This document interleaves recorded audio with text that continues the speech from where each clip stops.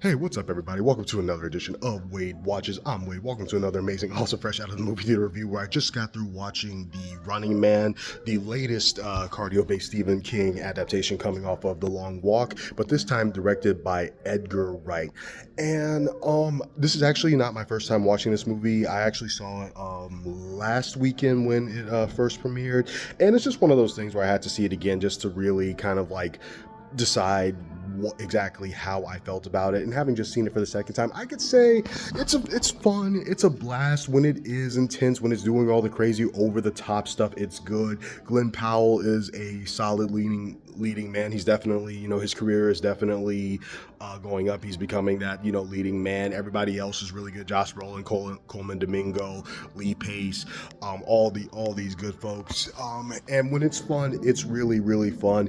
And I didn't even mind like when it actually does slow down its momentum. So you're not going to get the nonstop action film like the original 80s Schwarzenegger film, which I personally am not a big fan of that one. I think it's one of Schwarzenegger's weakest films, but I know it has a following. So if you're looking for just a straight retelling, like just shot for shot remake of the original Schwarzenegger film, you're going to be disappointed because this one is more faithful to the book. So that's why you do have more, some slower character based moments and not as much action as some of you out there may want, but that really didn't bother me at all, because again, I get it, you're being more faithful to the book, you're trying to establish this world more, you're trying to establish Glenn Powell's motivation more. That's all fine, and those moments did genuinely work. What bugged me is that bizarrely, for an R-rated Edgar Wright movie, this really did feel sanitized. And not only that, and this is just speculation, this is not paranoia, so don't lose your shit in the comments, I have no proof of this, but it even kind of felt like at times like they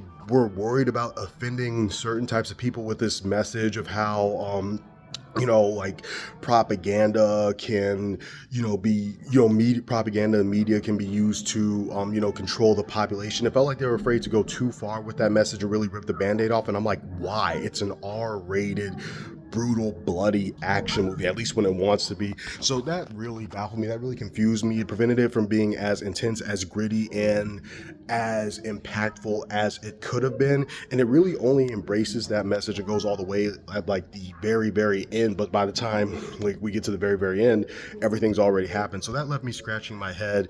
But again, I'd be lying if I said I didn't have any fun at all. When it gets crazy, it gets crazy.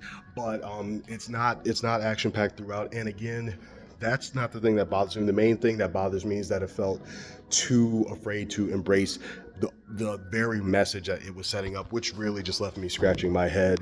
So I'm wrapping it up. I'm just going to go ahead and give The Running Man a solid 7 out of 10. So still, good, still passable. It's a good way to kill 2 hours and watch some action and watch, Glenn Powell lose his mind. But it's not as heavy hitting as The Long Walk, which left me shook when I walk out of it. So it doesn't leave that impact on me as an audience member. So gonna be 7 out of 10, just middle of the road, but still a fun watch. This has been another edition of Wade Watches. Have you seen The Running Man? If so, what did you think of it? How does it compare to the original? Please feel free to let me know in the comments below, and I will see you lovely cinephiles next time. Peace.